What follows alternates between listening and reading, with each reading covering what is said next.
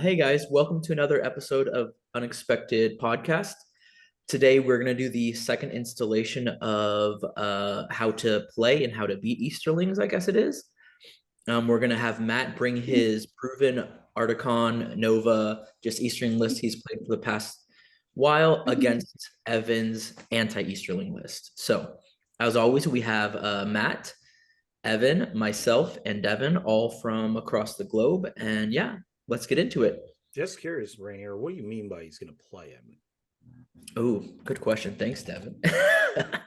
So by that, we're gonna have a what if battle, basically. We're gonna have a picture for those on the pod, for those listening on Spotify or Apple, I'm sorry, but we're gonna have a picture of a battle mat. We're gonna have a scenario that we're gonna choose.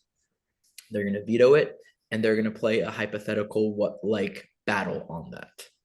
Yeah, and Rainier, I assume this map will also be posted on our Facebook page as well. So if people are listening, hopefully if we get it up in time as we release the podcast, you should be able to listen. And if you ever need to reference the map because you're confused about what's going on, the map should be up there. So even if you're listening, this should still be helpful to you. For sure, for sure. Okay, now let's first get into our armies. So the points, if you guys can tell us the points of your army and what they entail, let's go with Matt, the Easterling champion, first. Okay. Right. So we were doing 750 point lists, and this list is going to be close to the list that I used on the last podcast, but not necessarily going to be identical because I had lost the piece of paper where I'd written that previous list. But in any case, it's going to be broadly similar. So I have in the first warband, I have the Dragon Emperor, of course, and with him he has 14 Black Dragon Pike Shield friends, and he's got 4 cataphracts, Black Dragon cataphracts, one of which has a drum, which I think is a slight change from last time. I think I went up by an additional cataphract here. Warband number 2, I have Borgir the Conjurer. He has 3 Dragon Cult Acolytes. He has 3 Easterling Warriors with bow, and then he has 5 Easterling Warriors with pike and shield. So that puts together a little small mini shield wall if he needs to fight on his own of 6 guys in front, 3 bowmen, 3 Dragon Cult Acolytes, and 5 pike, and Borgir himself with a spear behind if they need to break out and fight by themselves. And then we've got Rutabi, General of the Dragon Legion, as the 3rd warband, and Rutabi has with her 2 Dragon Cult Acolytes, 3 warriors with shield to make up a front line, and 5 with pike. And I think when I had pointed this all out, I think I've got about if you throw the Dragon Emperor in, you've got a 15 or 16 figure wide battle line here with either 2 or 3 pikes behind it across the entire width. Plus you have the cavalry that can hold a flank one way or the other. So that is the list. Well, that's good. Now for our viewers, because this is like a focus on Easterlings, what was your mindset behind choosing that? Like, what's your mindset going in? Well, okay. So the mindset is we've got the 3 standard heroes that I think people have settled on: the Dragon Emperor, Borgir, and Rutabi, and not necessarily in that order. And then at 750 points, you can choose whether or not you want to either add in more guys or add in a Dragon Knight. I went, or some people add in a captain, and I went with just more guys because I had lots of slots and I wanted to fill this out. I ended up with a 42 model army, which is a decent number of figures to have at 750 points, along with 2 Fight 6 heroes, one of which is really scary and a pretty good caster. Yeah, you got all the named ones, and that's 6 acolytes too, right? Yeah, there's 6 acolytes in this list, I think. 6 or 5. Five acolytes. Five acolytes in this list. Yeah, no, it's not worth it. Let's end the episode right now. Yep. Oh, forget it. I'll come in again. Okay, so that's what we have for Matt at 750. You said 42 models, right? Yep. And then Evan, what did you build specifically to counter? You, of course, Evan did not know what list Matt was going to have, but I assume knowing Well, the episode. he knew it was going to be a Dragon Emperor list because that was the point of the last episode build. He just didn't know exactly what I was going to have in it, but he could probably guess. Yes, I would have yes, put in and Kamul just to screw with him. Yeah. can you take Kamul in that list? It's Not after in- the I don't Legion. think you can. Yeah, not in the Legion, no. You could have taken basic Easterlings and just lost your 50 free points of Black Dragons. Yeah, well, Exactly. and it's really sad. Kamula is now like the girl that used to be hot and now nobody wants to take to the dance and is just kind of like sitting over on the side going, what about me? To be fair, I don't think Kamul was ever hot. I think Kamul was just like, The only other option. yeah, Yeah, that's right. she Kamul was the moderately option you attractive. had, and then Yeah, it's like moving from a very rural school where your options are extremely limited, and then just like going to like a 3,000 person high school, and it's like, yeah, I'm not doing that anymore. Anyways, moving on to my list. So Dating lessons on the podcast. right. Yeah. Yeah, the people on the podcast, I don't think you should be taking dating lessons from any of us, just as a warning. If you guys see somebody flying on a fell beast with like a masked Easterling face, we suggest do not date that person. Swipe to the side. Yes. Say no, that's okay. Then you get the sibling with the big old Mickey Mouse. Here we go. Yeah. Okay, what did you bring, Evan? Okay, so I brought a Lothlorien Numenor list, which definitely has a lot of aspects of it that are made with Easterlings in mind. However, I'd argue that this list is perfectly functional outside of just countering Easterlings, and I'd say it's actually quite a powerful list. But specifically, there's a bunch of aspects for Easterlings. So starting off with a Lothlorien contingent, our leader is Galadriel. She's got 2 Galadrim Knights with bows and shields, 3 normal Galadrim with bows and spears, 8 Galadrim warriors with shields, 4 guards of the Galadrim court, and 1 Wood Elf Sentinel. So that's basically, I think that's 18 models in my 18 models plus Galadriel in my elf contingent. And then from Numenor, I picked up Isildur on horse with shield and the ring, and he's got 5 warriors of Numenor with bows and spears, 8 with shields, 1 with spear and banner, and 1 with just spear. And then the final warband is a captain of Numenor on horse with lance and shield, and he's got a warrior of Numenor with bow and spear, and 1 warrior of Numenor with just spear. So all in all, there are 12 bows in total. Half of them are elves, half of them are Numenorians. I have my leader is Galadriel. There's 38 models, 8 points of might, and some solid heroes in there as well. So the thought process of this list is that Dad needs to play super, super careful with basically all of his heroes, because the combination of Galadriel, Isildur, and a captain on horse with lance can basically take out any of them in one shot.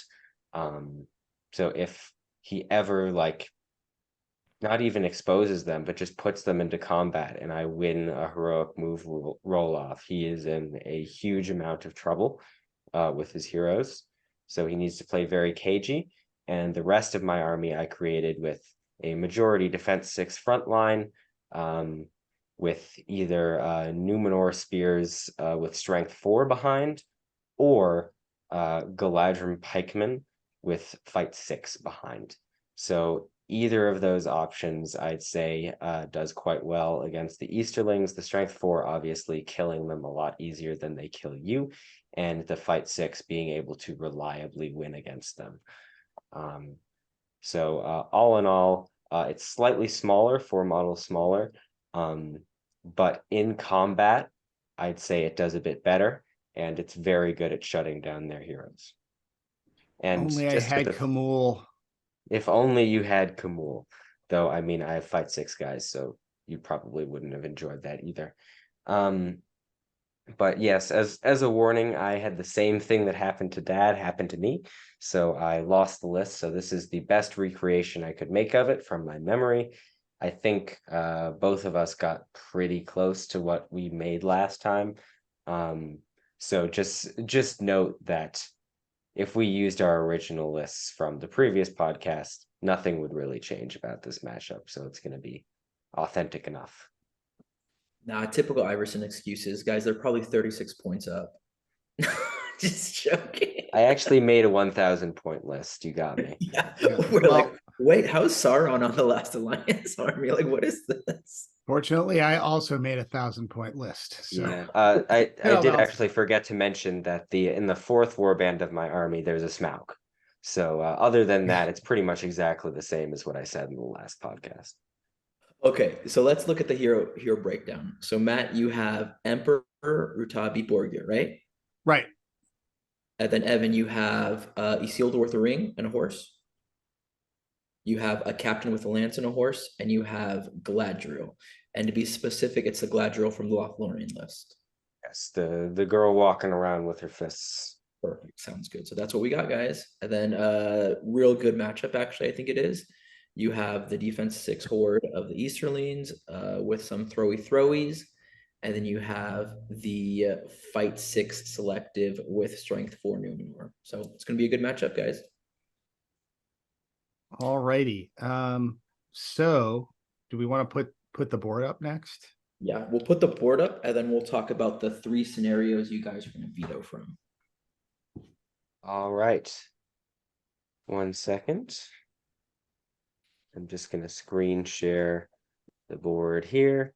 And remember, if you are listening, the board will be posted on the Facebook page at some point. So you will be able to see this.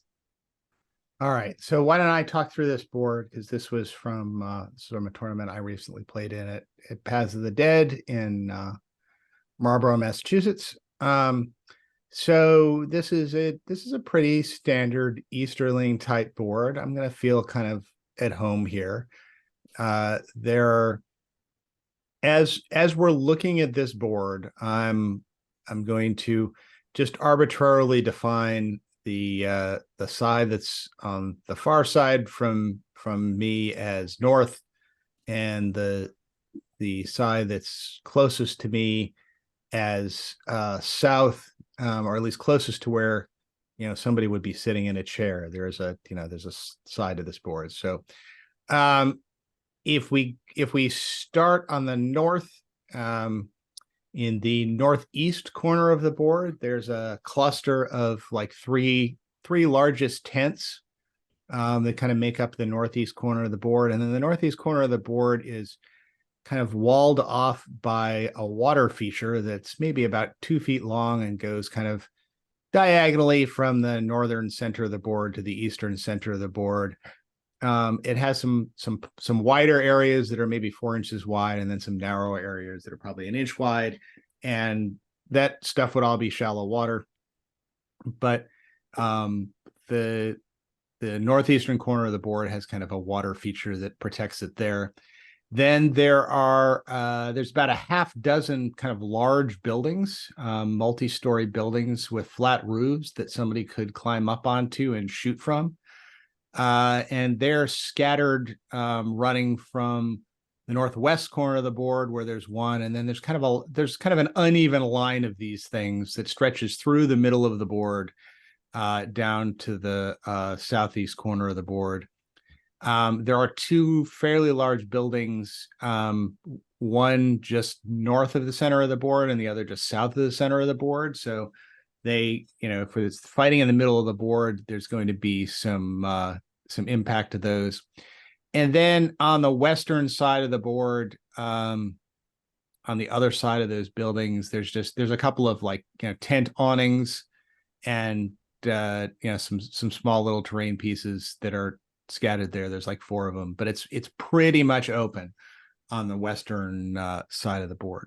So basically you've got tents in the northeast screened off by a water feature, although you can get around that water feature on kind of either end of it, or just by going over it if you want to spend a little extra time.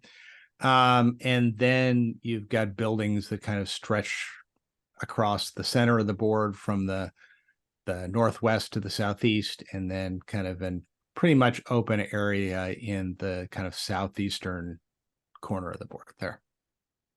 That's what we got. Looks a setup. Looks like a good, like you said, Easterling, like urban type-esque. There's even the houses are there are enough buildings where you could kind of get like a pike block or an elf/Numenor block. Choke points basically going on. Yeah, I'm counting on the home field advantage here. Yeah. I mean, Dev and I already made the rules. If you're like 20 inches away from any of those buildings, you get +1 rerolls. Yeah. I'll take it. Okay, scenarios. I guess Devin, you and I will say what scenario we came up with, right? And then they get to veto. But we also had Alisher, who was not able to make it onto this actual recording because he had a flight, but he picked capture and control as his scenario. Nice. So we have capture and control. I'll say breakthrough. There's another one. Okay. Oh, I honestly would have wanted to play a Maelstrom style scenario, but I don't know how exactly we would illustrate that. We'd other have than to actually roll, physically I rolling think. for it and seeing Yeah. results. Well, I mean, we can talk through the strategy in setting it up and how we would do it. We could even roll for warbands and just see how they come on. But in any case, if you want to pick a Maelstrom one, I think that's fair game, Dev. Okay, I was going to say hold ground, but I imagine you guys. I like that though. That sounds like a fun one, to be honest. Hold ground. Yeah, Devin, hold ground. Okay. All right. Just so our viewers understand, we're probably not going much further than turn 2 on these type of things. Obviously, Shall we Yeah. roll to see who vetoes first?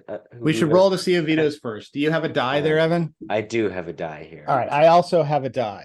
All right. All right. So I rolled a 3. I rolled a 2. So I think I have Okay. to veto first, right? The way the rules work. Sure. Yeah, I think Everybody does that's the way you're differently. supposed to do it. Is I used to roll that the high die vetoes first, and then somebody corrected me, and we actually looked at the rule book, and the rule book says that the low die has to veto first on the theory Is that it common knowledge that people will understand what the veto system is? yeah, I think we should explain that. all right, fair enough. I think, didn't we do an episode on the veto system though? Yes, but not everybody has listened to every Listen to episode. the episode. Come on. All We right. have an You have to episode on the record each veto one. system. You have to record. Give each us one more assuming watch no one's time. ever Come heard on. it. All right, so brief explanation of the veto system. The way the veto system works is someone selects a pool of scenarios of 3 scenarios. They're preset pools that you could roll from in the book. My preference actually is to use those preset pools because they've ordered the scenarios by type. So, all the Maelstrom ones are in one, all the objective ones are in another, that type of thing. So, once a pool is selected, you're guaranteed to get like some sort of objective scenario, but you can, tweak which one you want. And then other times TOs will just, put together a group of scenarios however they want to, a group of 3 scenarios. And then each player rolls a die. Whoever, if you follow the strictures in the match play guide, whoever rolls lowest vetoes one of those scenarios. The other person vetoes one of the 2 remaining scenarios, and the third remaining scenario, the one that neither player vetoed, is the one that you actually play. So that's what we're doing now. I have rolled lower and lost this particular roll off to see which scenario we're going to play. So I need to veto first. So let me talk through my thought process here. Breakthrough is, let's see here. Let's talk through capture and control. Capture and control. We have five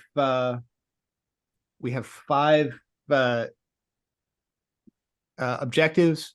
One that is dead set in the center, and then 4 that are kind of laid out in cardinal directions around that center, each 12 inches away.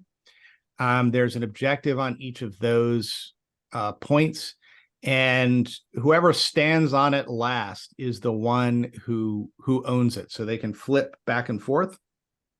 And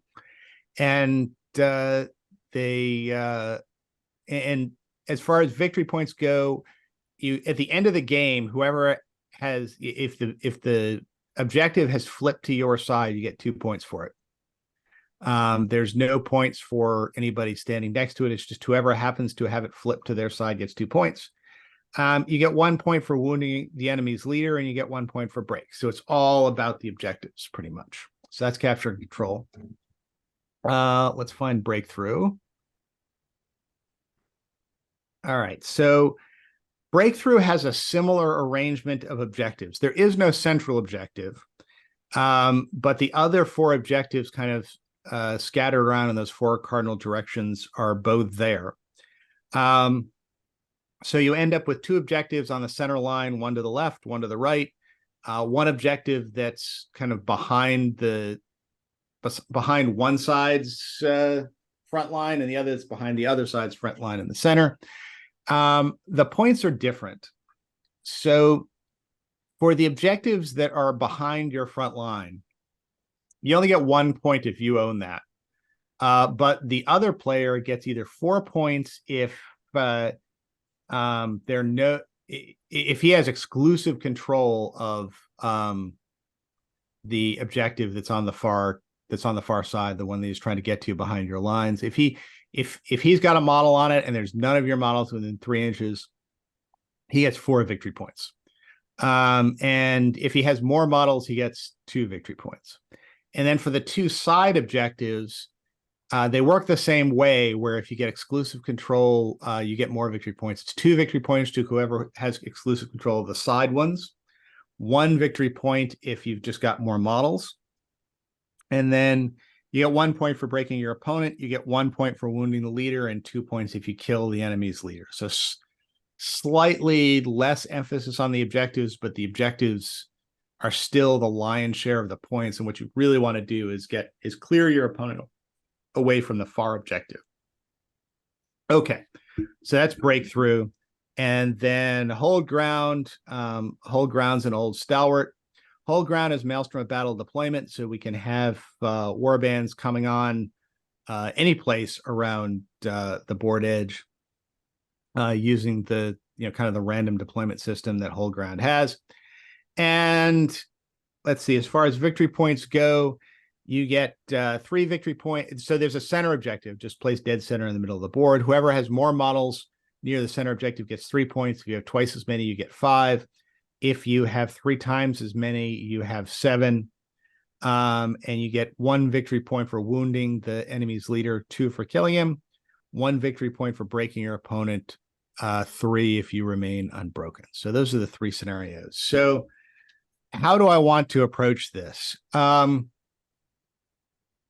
So we have armies that are roughly equal in size. He has more shooting. He has blinding light. He has magic, and he has a ring that can really kind of mess with the Dragon Emperor. And I think given this, I mean, what he doesn't have is a whole bunch of mobility. I mean, he's got Isildur on the horse. Of course, once Isildur gets off the horse, then he can't move around nearly as effectively. He also has a march with a captain with not a lot of folks in his warband. I almost wonder whether hold ground is something that I might want to play with here. I have my drum that is accompanying the lion's share of my army, which is the big Emperor warband, and can also kind of dash around and help other folks. So I actually wonder if hold ground would be helpful for me, since I can kind of repeatedly march. All right, so I'm going to put a pin in that, and I'm going to consider the other scenarios. So, which are actually, quite similar in that they both have the objective arrangement here. And both have 24-inch deployments. So we're starting on the center line, which is probably what I want.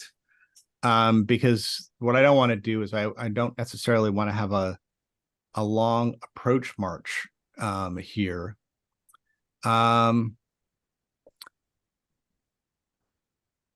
So thinking about how this would work, and thinking about, so part of it kind of depends where those north and south objective markers go. Are the north and south objective markers going to end up on top of one of these houses?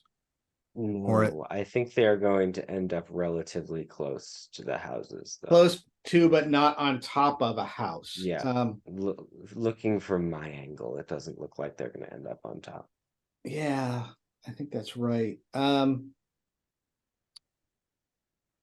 So interesting. I think. All right, I'm going to keep hold ground in play because I think that's going to be kind of an interesting scenario to deal with. And I do have a cavalry contingent, although not a mounted hero. So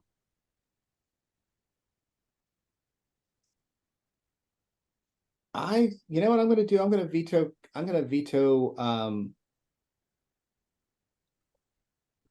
capture and control, and I'm going to keep well, sorry, now I'm thinking about this. Yeah, I'm going to veto capture and control. And the reason I'm going to veto capture and control is because I don't want to be pinned down to a central objective. I want to keep the flexibility to deploy the Emperor on one side or the other, depending on where Isildur goes. Because if Isildur deploys kind of on one flank or in the center, I may want to put the Emperor on the other flank, or screen him off. And I don't want to have to commit my army to fighting in the center. I'd rather have the capability to fight on one side or the other. All right, so that's my thinking. I'm going to veto capture and control. All right, so I have hold ground and breakthrough. Yep. To pick. Okay, so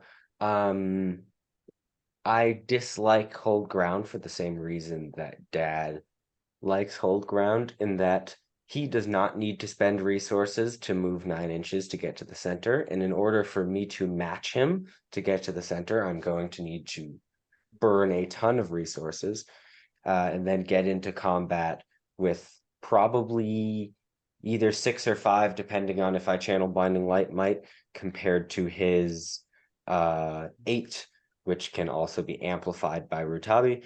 And I don't like that fight as well, especially because how many cavalry models do you have? 3? I have 4.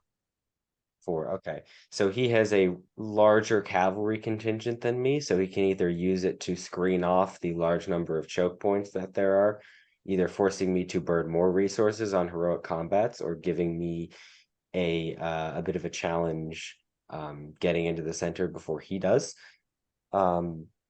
So with that in mind, I am going to pick breakthrough.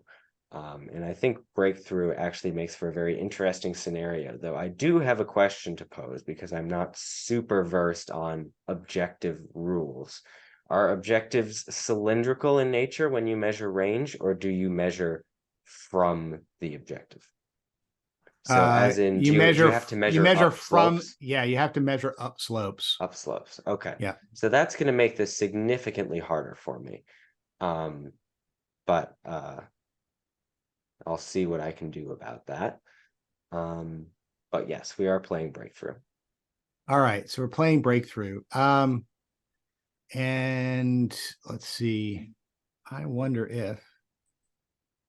Okay, we can annotate these things. Let me see if I can actually do this, because what I figured we'd try and do is kind of at least do a rough estimate of where these objectives were, so we could put them on. Let me see if I can figure out how to do this. Let's see. Okay. Do you see this? Yeah, I can see So that. that looks like where one of the objectives would be for those of you at home. That's Really? Well, this is Breakthrough, right? So Yeah, one this is here, Breakthrough. one here, one back there, and then one probably in between these buildings here. It might be a Okay. little bit more this way. Yeah, your center of the board is. I mean, some of this is kind of odd perspective at the table. Your center of the board is kind of mentally in a different place than where I had it, but I'm happy to go with those. That's fine. Well, my center of the board was roughly here. Yeah. Okay. Blame the guy who took the picture. Yeah. Exactly. Yeah. That's entirely possible based on this perspective. there- All right. So that we'll is go the- with that. That's That good is enough. the rough placement of our objectives. So Yep. just before here, how about we roll sides, and then maybe what Rainier and Devin can do is they can do like a preliminary analysis, and then and then we can sort of talk through our first couple of turns. So Dad, let's both roll to see who deploys on what side. All right. I got a 2. I have a 5. All right, Okay. so I'm gonna be thinking about this while Renair and Devin talk through their analysis. And while I'm thinking about this, I'm desperately hoping that they come up with a brilliant plan that I can just say is my own and take. All right, Devin, do you want to talk about the scenario more so? Then I'll talk about the matchup, maybe. Okay. So admittedly, this scenario, funny enough, me and Matt played it on the last tournament round, and I was like kind of unfamiliar with how to operate it. So I don't think I'll do a lot better after only one game of it. But you want me to talk about how Evan should play it, or? Well, basically, I don't think I've ever played the scenario. So Oh, all right. that's my way of saying. How about you explain it, Devin? Yeah. Well, they explained the scenario. Yeah. So But matchup style, who do you think's going in with the upper hand? And how should we play it? I mean, I think that's what Evan's trying to get at is you guys talk through how you think we should play it, and then we're going to go and either accept your suggestions or politely decline them. Well, as a man who's almost never played the Easterlings very much in the current meta, and never played this scenario, I'll go for it. So in a lot of scenarios like this, and I'm just going to spitball based on scenarios I know, I tend to not want to stretch myself out, and I tend to ignore one part of the board. So I think to myself, like, all right, I'm going to just go for 3 of these objectives. Of course, Breakthrough sort of forces your hand onto the far one. And I'm just going to play it like that.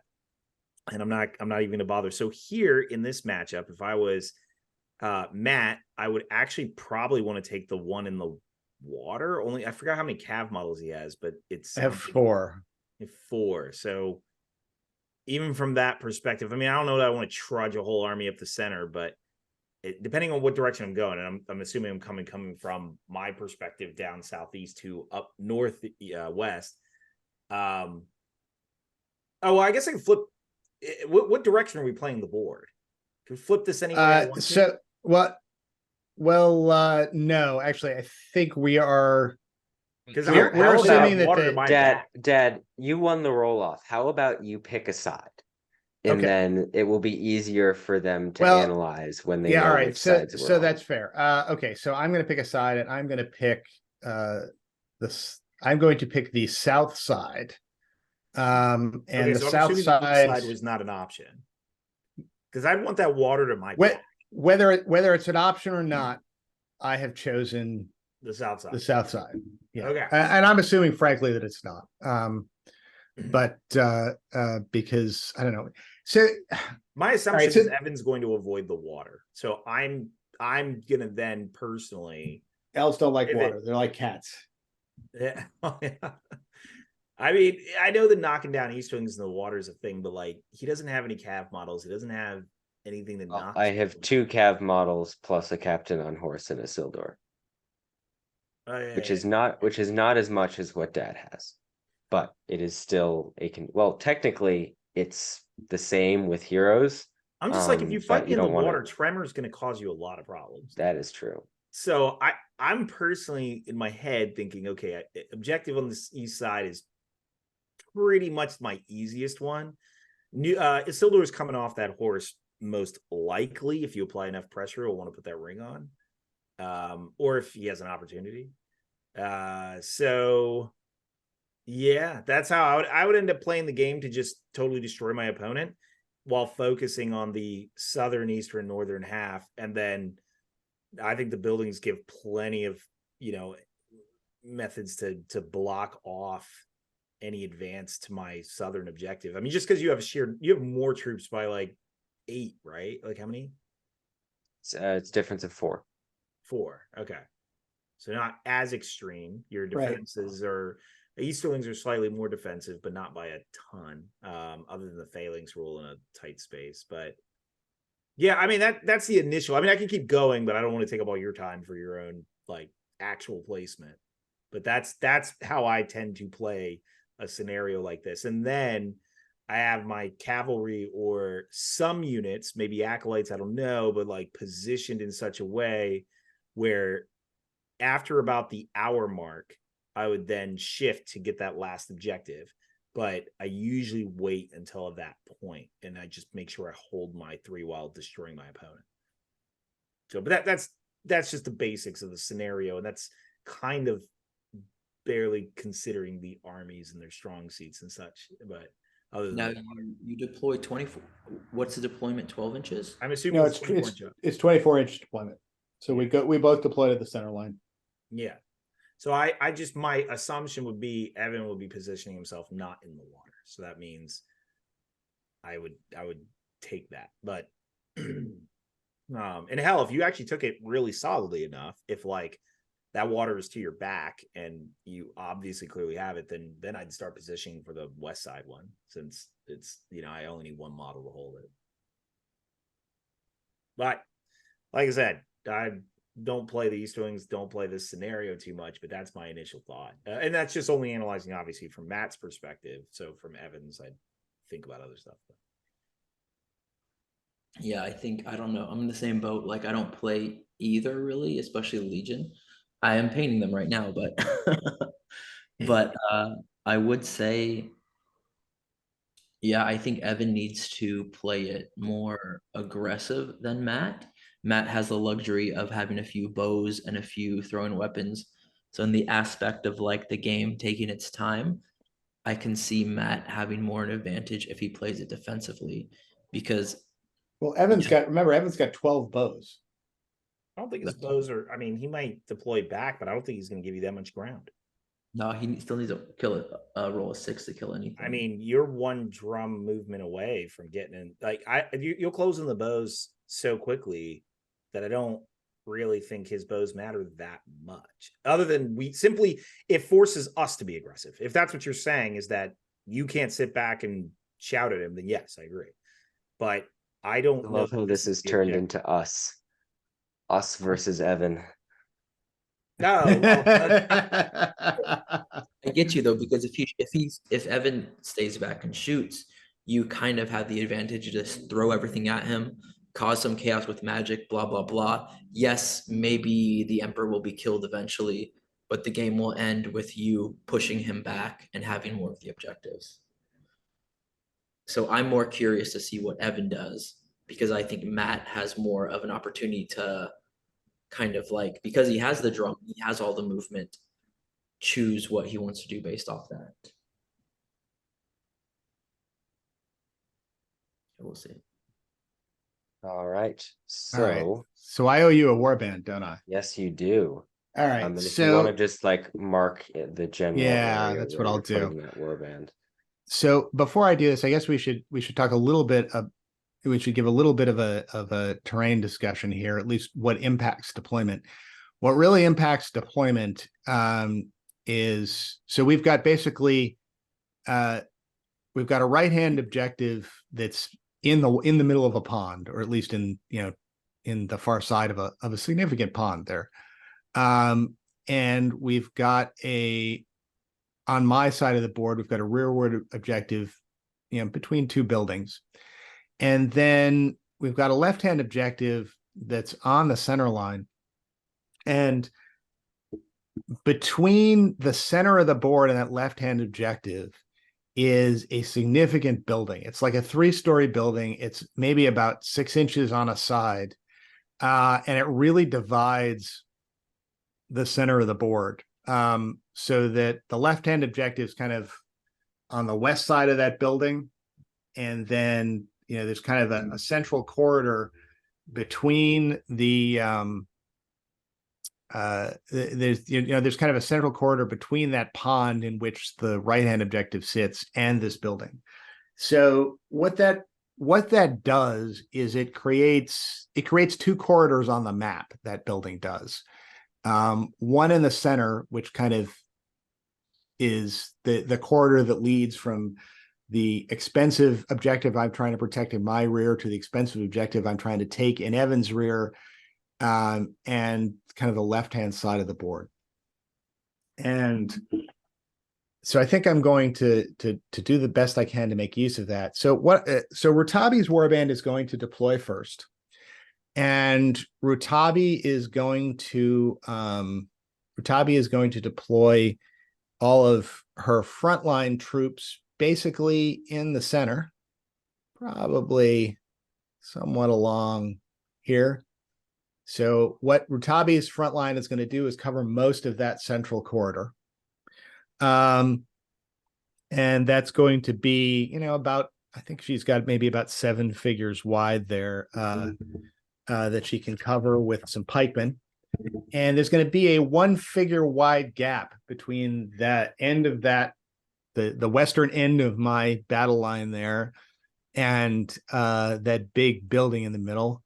And Rutabi is going to sit a little ways back from the center, in a position where Rutabi can either come forward to support the end of that battle line with her flank secured by the building, or if she wants to, she can run around behind that building and go to the left-hand channel. And in either way, she's not going to be in a position where she can kind of be compelled forward of the battle line. The worst that's going to happen to her, she'll be about 3 inches back. So the worst that's going to happen to her is that she'll be compelled, into that gap. And that's where we are going to set up. And I think also what I would probably do at this point is I would deploy the Dragon Cult Acolytes, the 2 Dragon Cult Acolytes that Rutabi has, on the right-hand side, and the shieldmen kind of on the left-hand side there, with some pikes behind. So that's the plan. That's my first warband. I'm gonna cover that center and keep Evan from kind of like running right into the middle there. So, with him going basically exactly where I expected him to go, which is right up in the center, in order to rush me as quickly as possible, I have a couple of options here. And because I want to keep those options open for as long as I can and see as much of his army before I choose where to go, I'm going to deploy my captain's warband, because that warband only has the captain and 2 models. So I can put that down, and then I can see where the remainder of the army goes. And using that, I can react a bit better. So I'm fairly sure this is just 24-inch deployment, right? You don't roll randomly to see whether you deploy within 12 inches of the center or not. I don't believe so. Hang on a second, and I can because capture and double check control, here. I think, does that. Yeah, I think that's a thing in capture and control. Breakthrough, starting positions. Nope, none of that stuff. Anywhere within 24 inches of your board edge. So then that makes it pretty obvious what I'm going to do. Basically, I'm going to deploy the captain's warband relatively near my back objective. So my 2 warriors are going to go right around the objective. And then my captain is probably going to go a little bit further, but effectively, my first warband is going to go directly on top of that objective. The captain will be about 10 inches away behind the river. So effectively, his threat range is present, though it probably won't matter too much, but he won't be able to be engaged on the first turn by any models. So he's pretty much safe from that. So that is my first warband. That's your first warband. Okay. So My second warband is going to be Brorgir's warband, and Brorgir is going to deploy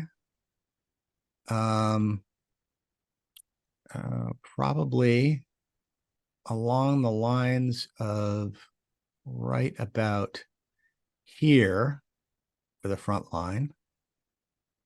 And again, this time actually probably with no gap.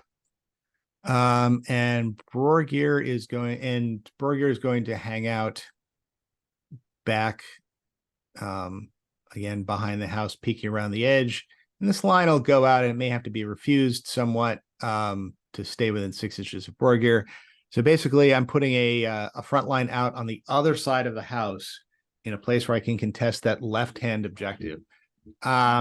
So at this point, I've got a small battle line to the right of that central building, and a battle line to the left of that central building, with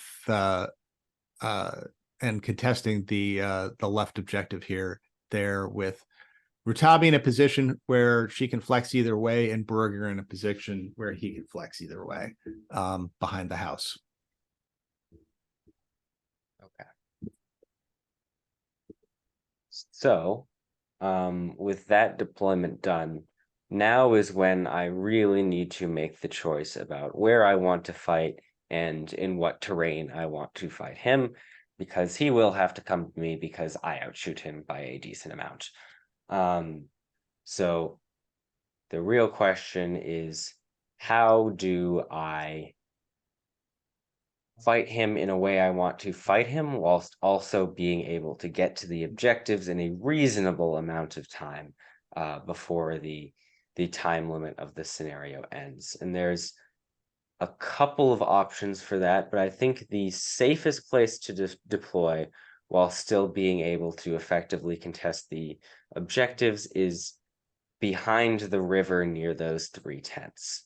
And there is a concern that this particular position isn't overly aggressive, which means I'm going to be playing from a slight deficit in the early game, and it's going to be up to me to make that back.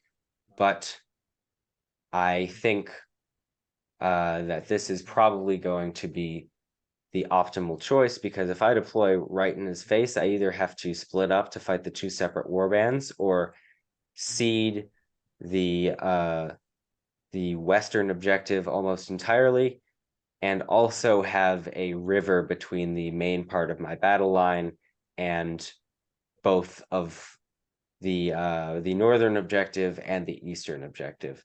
So really, if I deploy in the center, I am not contesting any objectives, and it's really down to me to get to them. While if I deploy in the northeast corner, I will be at least contesting 2 objectives, and I will also be in a well-fortified position and either have to force him to go around, in which case I can push through the river to get at some of the back objectives, or force him to go straight through the river, which slows him down a little bit, takes a chunk out of his maneuverability, which is very good because he has the drum, so I want to have him moving as little as humanly possible.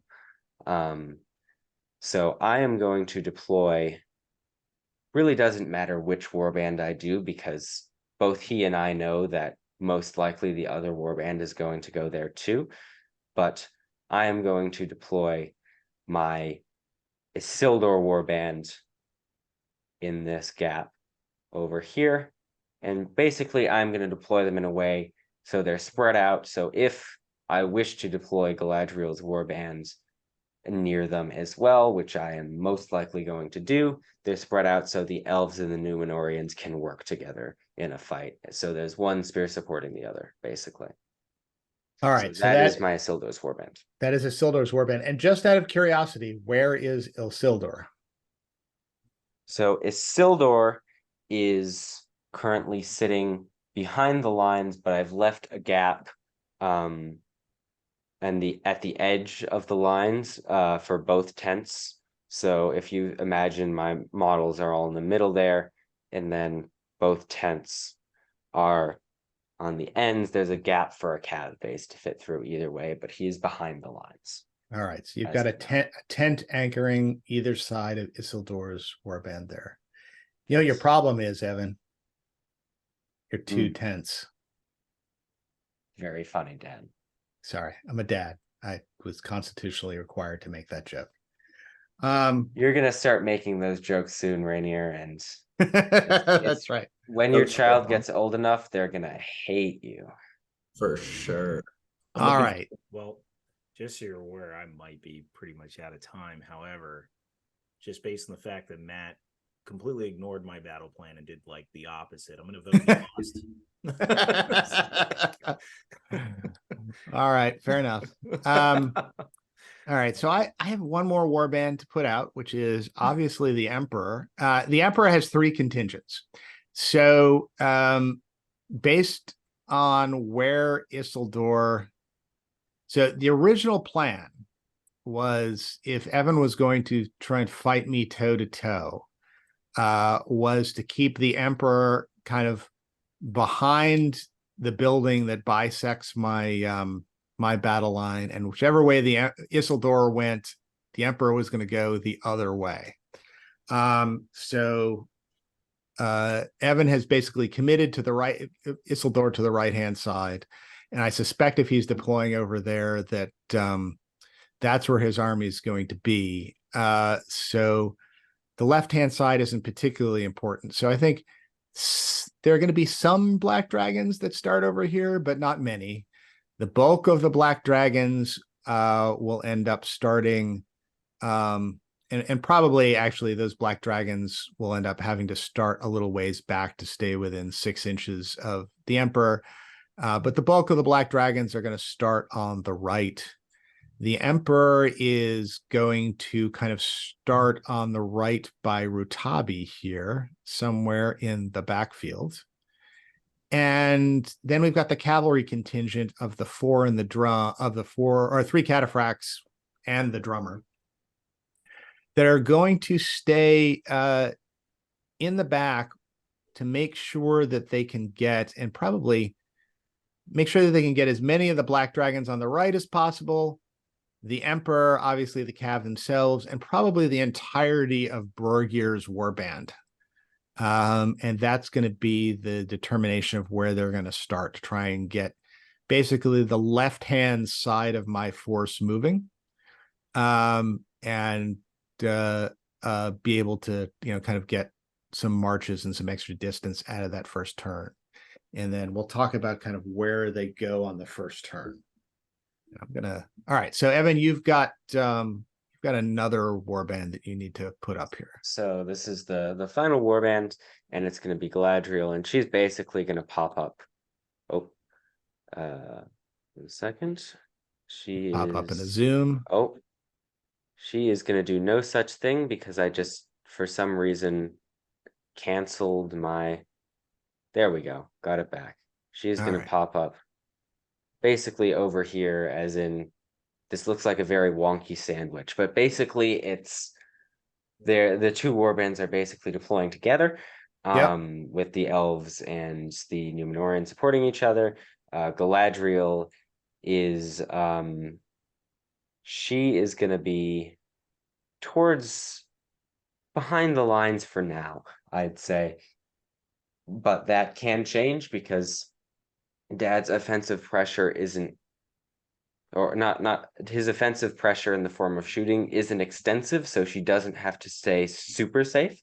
And then I'm going to, and then the real question is, how do I commit my cavalry? So what I'm going to do is, in order to have him make a choice with his cavalry, I'm going to put one of my cav models over here, and one of my cav models over here. Ooh, now I'm second guessing myself. It's the best person to No, second actually, guess. what I am going to do is I am going to put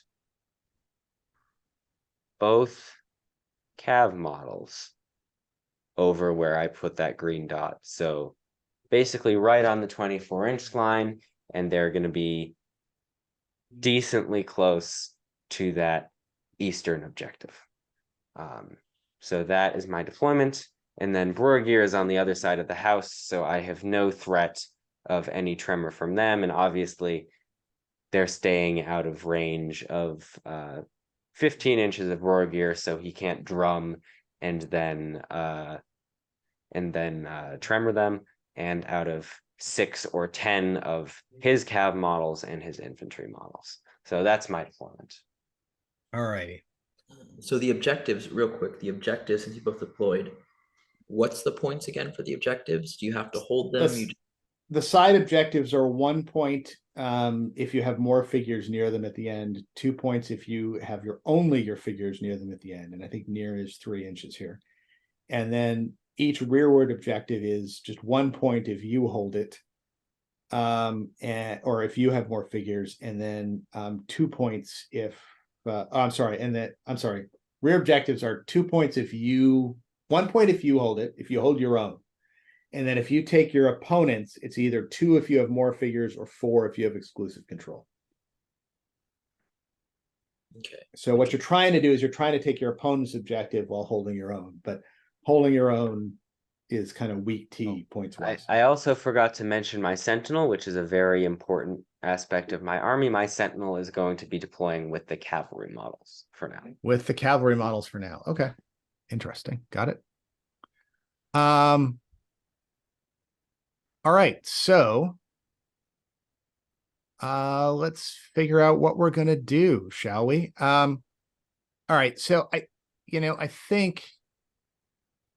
All right, Rainier, do you have any thoughts on this deployment and how it would play out here, and then we can kind of talk about what our initial maybe what our initial moves are, and then we'll call it from there. No, I do have some thoughts actually, to be honest, but I want to wait to say them until I figure out what either of you are going to do. I'm more curious what Matt's going to do. And then I will kind of say those thoughts after I see what you're going to do. Sounds like a plan. Okay, so all right, well, why don't we do this? Why don't we roll priority, and whoever wins priority. First turn priority is going to be quite important. Yeah, exactly. We'll roll priority. We'll say what we're going to do on the first turn, and then we can kind of, because I think, as you say, our first turn is going to be extrapolate from there. Yeah. Yes. All right. So I get a 4. I got a 4 as well. Ooh, all right, roll again. This is tension. I got a 4 again. I got a 4 again. Okay. I got a 3 this time. I got a 3 this time. Okay. We're keeping people on the edge of their seats. I'm We're on going a to roll 5. 4. I'm a 3. So go ahead. Okay. So my drum is going to beat. I'm going to beat the drum. Absolutely what I did not want to happen. So this is going to make this game significantly harder for me. Yeah, that's why I was really waiting for this to happen, because you're right, Evan. Yeah, if I had lost priority, my chances of winning this game were quite good, I'd say, because I can react to where he puts the bulk of his army, because he has a couple options. He can either commit straight down the river or try and flank me in some way or get around in some way. And if I lost priority, I would be able to react to that and position my models exactly where I want them to be. However, because I won priority, he is going to be able to react to me, which is absolutely not what I want when I start off on the back foot. So this is going to be very challenging to do. So first things first, what I'm going to do is I'm going to basically the bulk of my army is pretty good where it is. I might spread some non-archers out a little bit more just to spread it out a bit, just to be able to cover both objectives. The size of my army is good enough that I should be able to cover both the northern and eastern objectives, so that shouldn't be too much of a problem. I am going to, because I'm not in the need of blinding light, because the models that are going to want blinding light are probably not going to be near Galadriel. I'm basically turn one going to which of those big red blobs is the Emperor, Dad? Oh, sorry. Here, let me put this is the Emperor. Yeah. Put an E in the middle there. So I might push up a little bit and then get Galadriel in range of the Emperor and just throw either a 1 or 2 dice compel, just to stop Dad from advancing. And if I get it off, that's amazing. It's going to be very helpful, and it sort of resets that whole priority situation, which has a higher chance of being in my favor next turn, because he either pushes forward and loses the benefit of the Emperor for a couple turns, or he succeeds and we're back to where we started. But I'm going to throw probably a 2 dice compel on the Emperor, just because this is a tactical thing that I really want to happen. And does this mean you have to go into or through the water, correct? Yeah. The river. I'm not sure. Yeah, I'm not sure. Eyeball 12 inches. Yeah, it's hard to. It's not clear to me that Galadriel, where she deployed, could get within 12 inches of the Emperor. If but she maybe is capable of doing that, I would. That's my from what I perceive right now. I don't know if compels what 12 inches. Yes. Yeah, maybe I don't know. I don't She'd have think, to get very close to my front line in order to do that. yeah, because right now you're looking, she's I would say less than 12 inches away from the north board edge, and the Eastern Emperor is probably like 3 or 4 inches. So yeah, she'd have to be, I'd say, like maybe 17 or 16 inches away. So I'm not sure with. So I am perfectly fine with moving her forward to get her in range. I'll just cover her with guys at that point. But either that's going to happen or that's not. And if it is reasonable for me to go for that, I'm going to go for that. And then I'll just move the rest of my army 3 inches up to sort of stay relatively near her.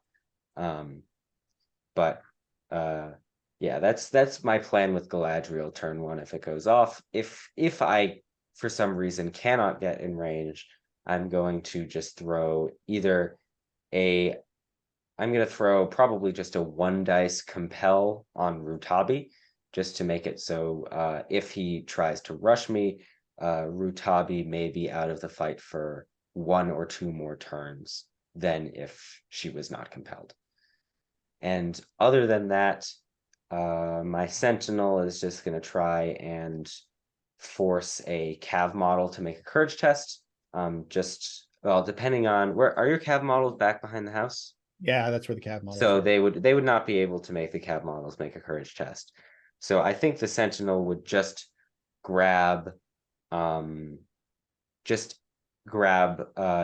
the Emperor or Rutabi, whoever Galadriel also grabbed, basically just as a sort of hope that if he botches the roll, I might be able to burn more will out of him, especially if Galadriel made them burn will in the first place, just to add a little bit of a possibility of an advantage there, because there's no real point in just grabbing a random guy, because that's not going to achieve anything. And then the Sentinel is going to run behind this rock face here, so he's got an elven cloak. And then the elves, the 2 elf cavalry, are going to run over this way as far as they can towards that corner, just staying out of range of basically everything. The elves in here, as I said, are probably going to push up about 3 inches, but stay slightly outside of the river, just to force Dad through the river and engage him on my terms. And then I'm still leaving Cav gaps for both Isildur and the captain to get out, if they so need to. So that is my that is my first turn, or as much as I can salvage from winning priority. Yeah. Okay.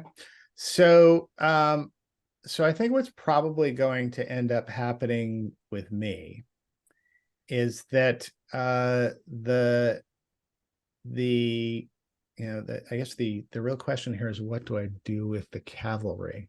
So I have two options here. I can send the cavalry around to my left and threaten your base with it, with the ability to kind of move around there.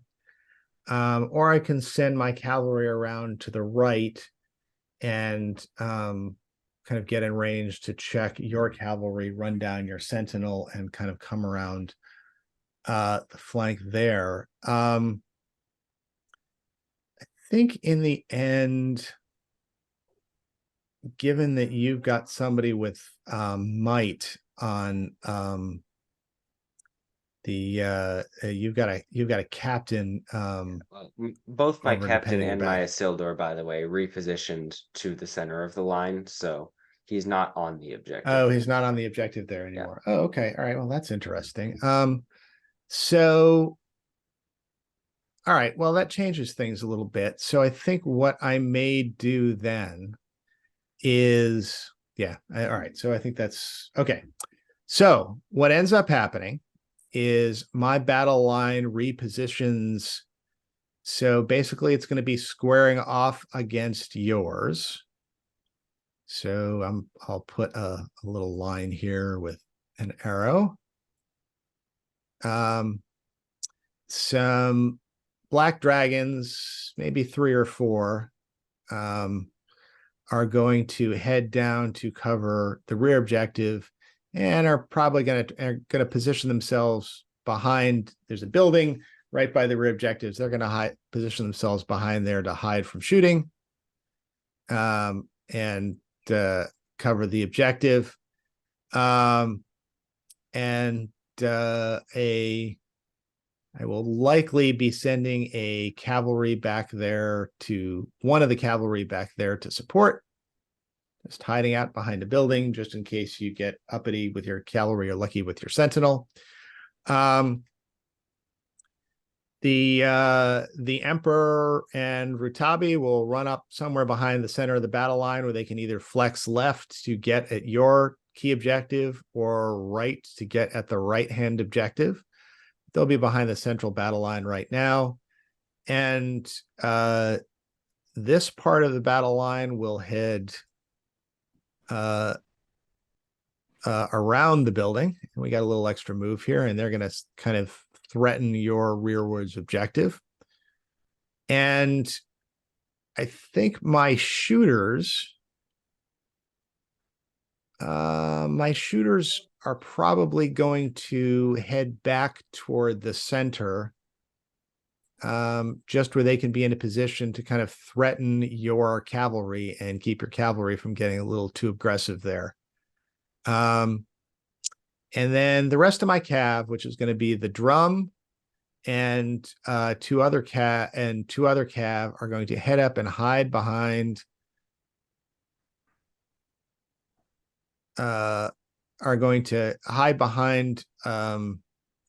one of these buildings up toward your end of the board, where I can drum, they can run out, they can threaten, and they can run up they probably can get into a position where they can actually like be on your rear objective in one turn's drumming movement,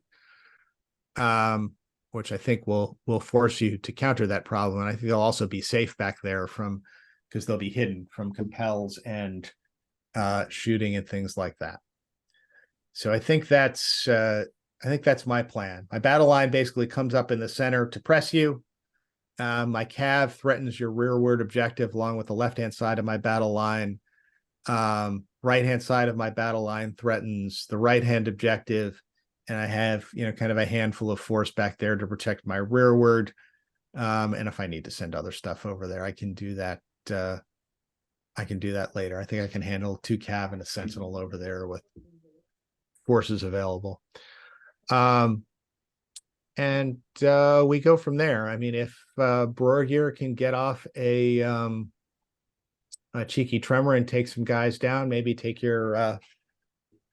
He might be able to get into a position Turn where he one, can. I'd say Yeah, probably not. it depends where you are, but he's got. I mean, he's got 9 inches of move to move up, and then 6 inches to shoot, and then he just needs to hit somebody within 6 inches of your guy. I did move slightly forward, so I Yeah. guess. So anyway, he'll Though, start. of He'll course, start I trying also to. have resistant to magic. You have and all those resistance to things, magic, so. but he can still do stuff. Basically, I think what he's trying to do is he's trying to take the captain, either the captain or Isildur off of his horse. I think the benefit to going at Isildur is he spends will, which he may want to. Yeah. Actually, no. So Yeah, he spends will, which he may want later. If you were to do this, how many will points would you spend? Oh, I'd only be spending 1. Yeah, because also you'd have to get range with. Yeah, I'd have to get range. I mean, well, I don't know what he's going to do. This is not a critical strategy. This is just something to do. So why not? Sure. Yeah, and I mean, yeah. So the other interesting thing here is we've now got 2 objectives by pawns, and I think I actually want the Emperor to fight in the water. So I mean, the Emperor is going to end up, I think, because I think we can wrap this up, and then Rhaenyra can kind of talk through how he sees it going. But I think we should roll for priority for turn 2, and then discuss what happens turn 2, and then okay. So let's roll for priority on turn 2. All right, we'll roll for turn 2. I rolled. Well, actually, Rhaenyra, any thoughts after turn 1? Yeah, I was curious what you do, Matt. I think that's exactly what I would do, because right off the bat, now I think both of you guys see this. Matt has 1 objective for sure, so that's 2 victory points. And realistically, with the drum and stuff, he has the back objective is not going to be taken, in my opinion, right now. And Evan's army is on the other side of the river, so I don't see, besides the cav, how it can be very quick to get any of the objectives besides those 2 by the river. So I think that's what's going through my mind right now, but I'm also curious what's going to happen. And I'm scared for Matt's Emperor in a sense, because there are 2 victory points if Evan can kill him. But I'm pretty sure he's thinking of putting him in the river because you can't get that knockdown. Well, you still can, right? Well, no, he can't knock it back. So the reason the Emperor wants to fight in one of the ponds is Isildur's move is limited to 3 inches in the water.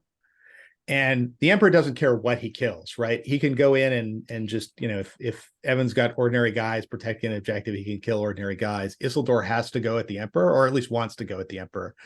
Mm-hmm. And Isildur doesn't have the move in the water to do his thing where he puts on the ring, runs and gets behind the Emperor and traps him. Because he only moves 3 inches, and he's going to be starting probably an inch out. Yeah. I think that's why the Emperor wants to fight in one of those 2 ponds, because then it becomes very hard for Evan to get the ring-induced trap. No, that makes sense. I think so. The first move, I was really curious what Matt was going to do, and he did what I think was important. Now I'm really curious what Evan's going to do, and I think this roll off and the second move, that's going to I rolled a 5 on my priority roll. I rolled a 1. Okay. So at this point, I've effectively lost.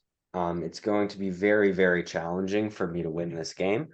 But I am going to go through my thought process of what I'm going to do to try and salvage this. But unfortunately, 2 lost priority rolls in a row with the strategy I set up here, or 2-1 priority rolls in a row with the strategy here. Effectively takes away all of the advantage I was going to be able to have, just because I cannot react at all to what he's going to do. And by the way, before people comment and say, oh, if your strategy here revolves around 2 priority rolls, and it's a 25% chance that you just lose on the spot, you should pick a different strategy. I don't think this is the case. Because if I fight him straight up, I either have to split my force across the river to guard my 2 objectives across the river, because they are both on the other side of the river compared to where the main engagement would happen. And because he's got more cavalry, because he's got tremor, because he's got more models and more maneuverability from the drum, that is just a losing battle in general. And there would be no way I could break through as well if I just fight him straight up, because he's got the pike block, he's got the Emperor in there, which if he keeps it safe, he can basically play very reactive with the Emperor and guard things. So I think this was the strategy for me. However, now it is going to make the game very, very difficult due to these 1 priority rules. However, I am going to go through what I would do this turn, and then it is still a winnable game, but it is going to be a very tough game. So effectively, what happens now is I can't do much with my entire army near the tents.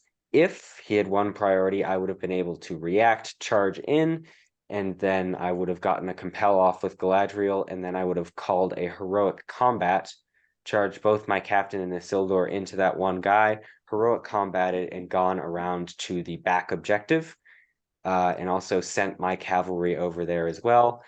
And I would have basically said, he's playing conservative with the Emperor because he doesn't want to lose the Emperor. I am going to use my heroes, which are strong cav heroes, and I am going to just attempt to beat up that back objective and take it. I'm going to send the remainder of my cavalry over there as well, and then the Sentinel is going to come up and support.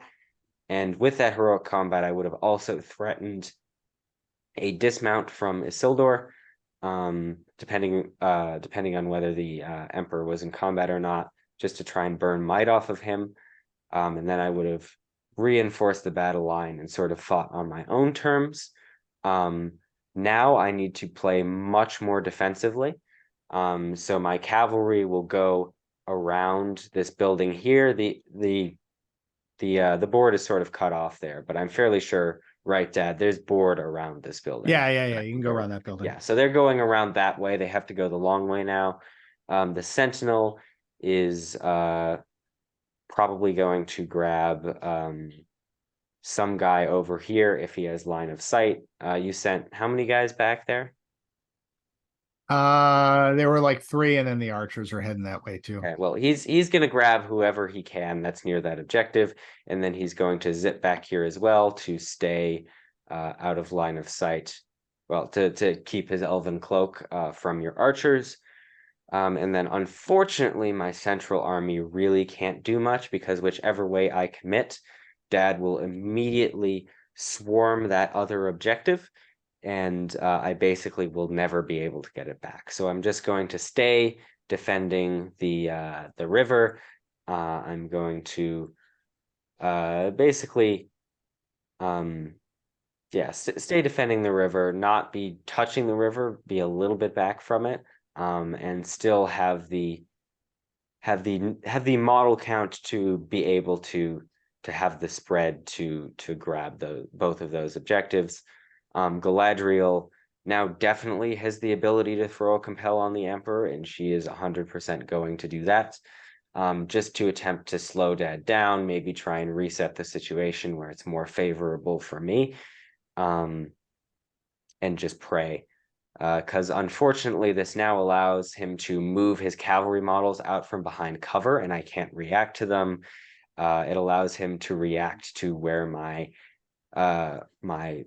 eastern flanking models are going, and it also means that we won't be engaging this turn, which is very good for him, because otherwise, if he had 1 priority, he may have likely moved up across the river, and then I would have been able to engage him where I wanted to engage him.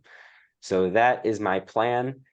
It is going to be an extraordinarily challenging game. I think it's winnable, but it is going to require a lot of tricks from my end now. Yeah. I mean, I think at this point, I just press your center and I threaten the left-hand objective with the cav. I kind of solidify my position around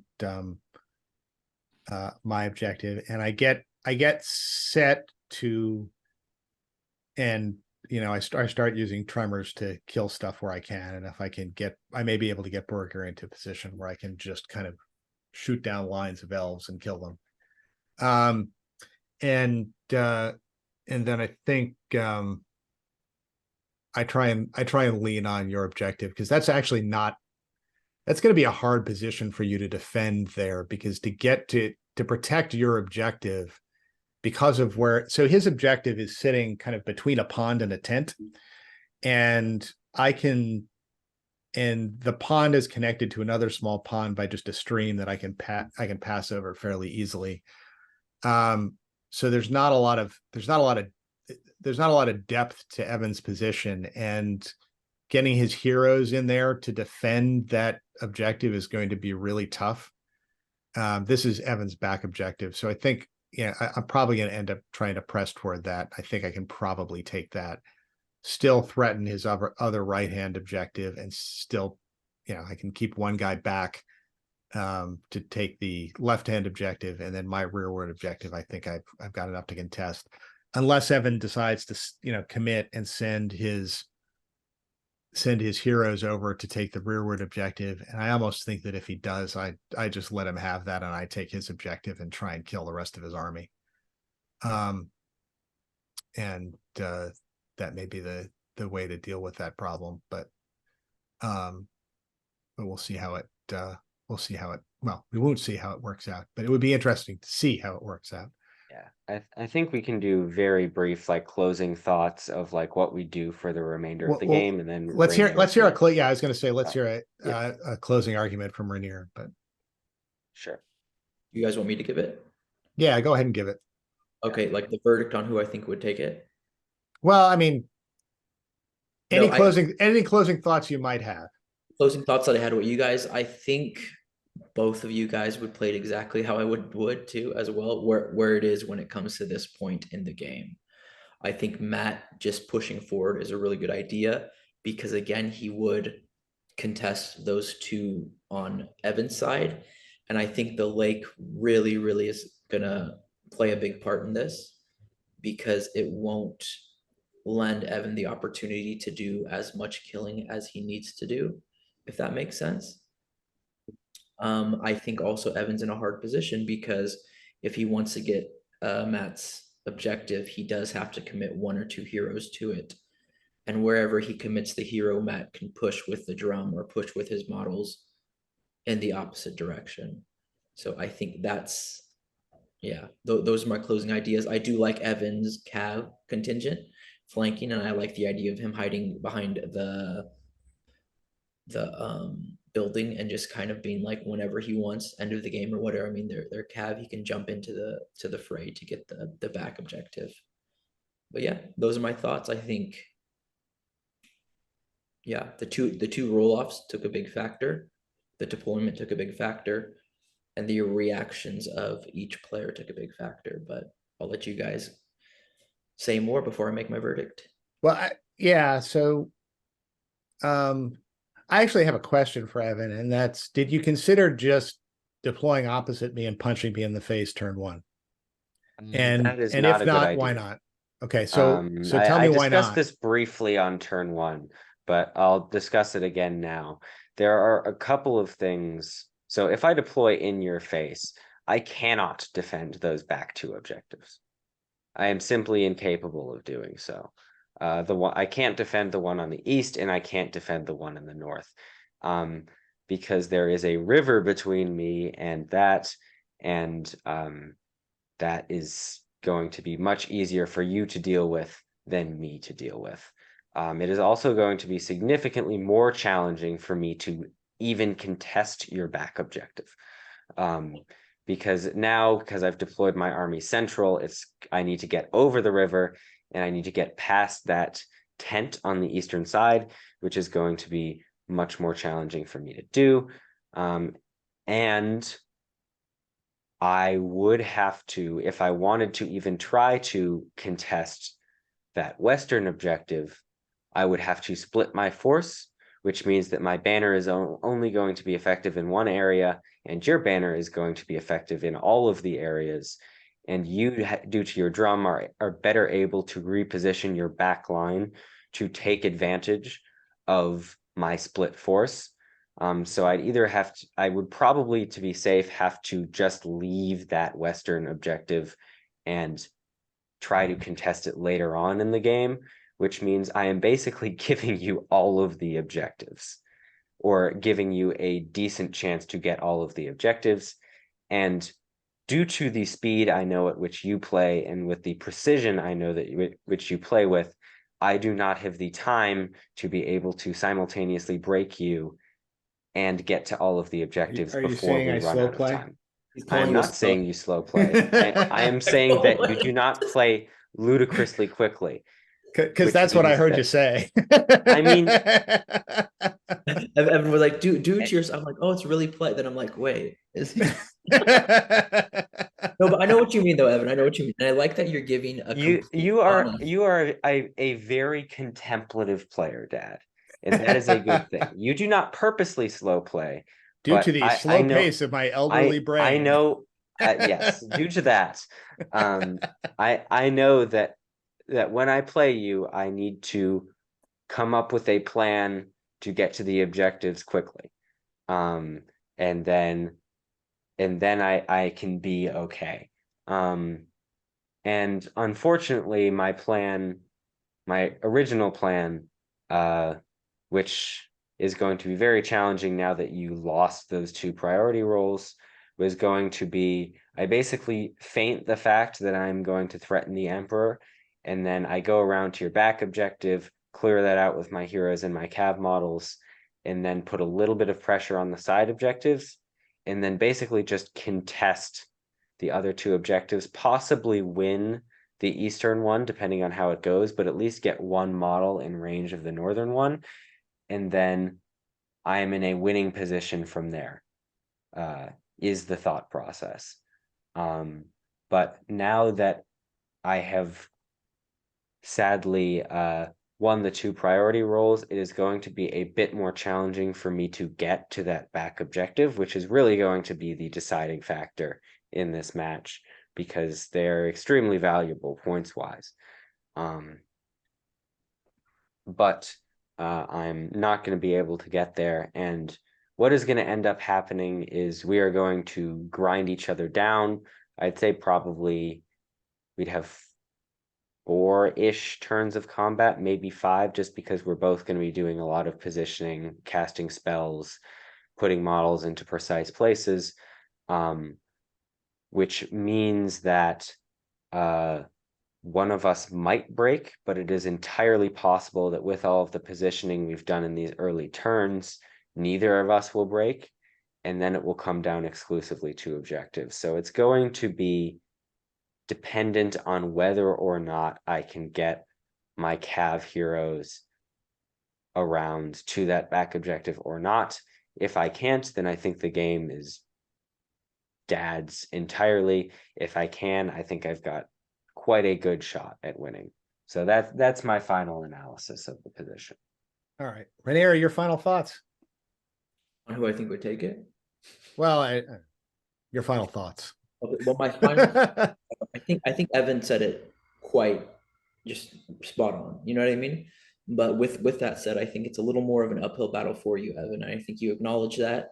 You lay out a good strategy. You're doing the whole as a good player, like, okay, it's going against me, or at least I can think 4 or 5 turns ahead to realize it's going to go against me towards the end. And you're doing what I think is smart, which is to go for the back objective. I just think Matt has more. Gosh, I guess this is good to tie in why the Easterlings are so strong. But I think he has more. I don't know. His army is going to always be together. So he can push with the movement where it's going to be together. He can, yeah, because even if that, he could even push the Emperor and everything towards, and Rutabi and Burgir towards Galadriel, and then have like an opportunity to even wound or kill Galadriel.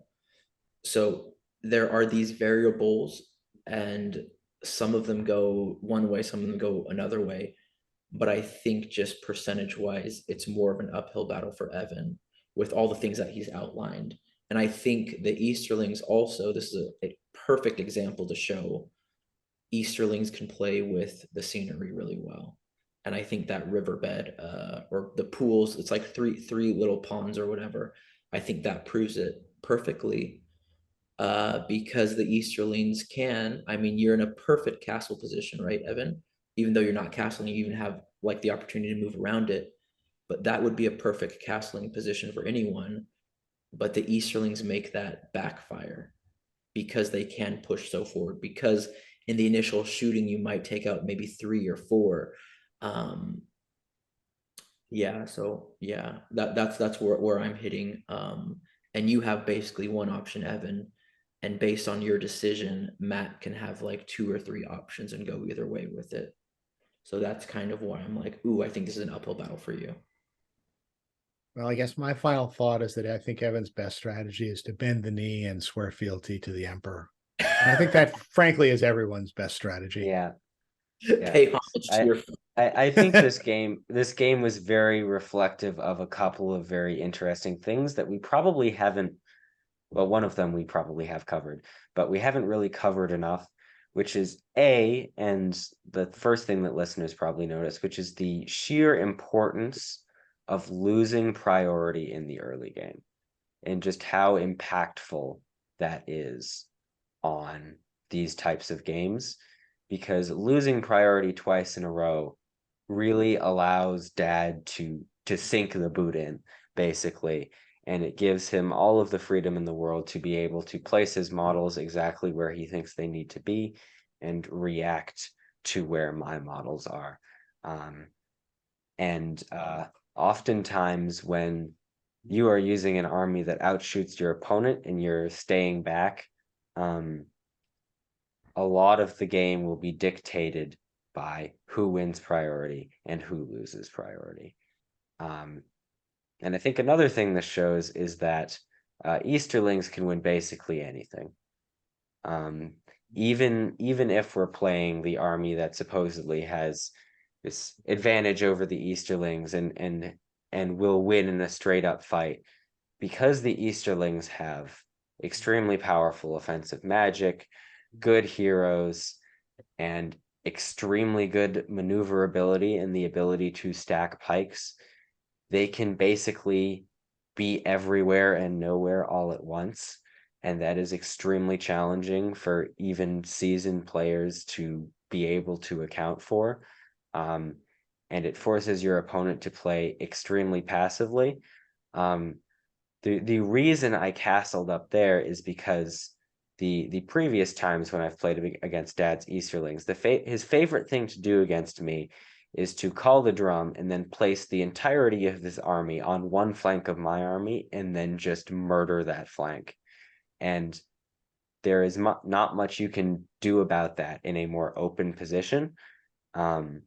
So I really needed the refused flanks there to not have him get the jump on me and just eat my army alive. So for you guys aspiring to play against the Easterlings and win, they always have a chance, and you should never get comfy around them. Or just don't try to beat them and try to play them. It's true. If you can't beat them, join them. Bend the knee. Bend the knee. Bend the knee. No, but it is curious. So I like. So for example, I have a tournament here coming up in the Netherlands, and it's a 0 legions pure 700 point. And I was like, oh, this is going to be quite interesting. And like naturally, just in general, my only army that I have, that's my paint project that I brought to Holland, are the Easterlings. So I'm going to bring a non-legion pure Easterling list to 700 points. And I've been really like, are you taking Kamul? I was going to say Kabul's over in the corner going, what about me? Take me. Take me. That's an ugly date. I'm not bringing that. No, I because I'm bringing solely what I have models for. So I have all the metal ones, these old school boys. I'm cheap on eBay. Take me. Hey, take me. Just get like a little toy dragon and glue them to the base.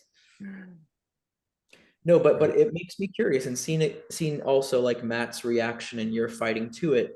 And you said it perfectly, Evan, like the idea that you can just throw a big chunk on the flank is just, I don't know. I'm gonna have fun with the movement. I probably won't do well with them because I haven't played in quite a while, but it is quite interesting to see most of, I think actually the whole game, if you're just analyzing like this, came down to placement, roll-offs for movement, and who did what in movement. And I think that just like speaks truth to what the Easterlings are. They win in the movement phase.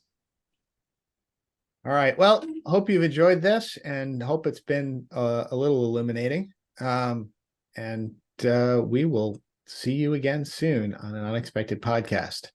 Also, let us know what you thought of this format, whether you thought this was a fun and interesting format, because we can do different armies and different versions of this and really kind of, break down how they would be used on a table, and how they would be used against different army types. We thought this might be an interesting new way to present the podcast. We'll still be obviously doing other types of episodes in the podcast as well, but thought this would be an interesting way to really deep dive into an army and show how it's used on the table. So let us know. Yeah. Thanks very much. Vote, guys. Vote in your comments who you think would win. Oh, yeah, that's right. Vote for the Emperor. Bend the knee. Bend the knee. See you guys. Bye-bye.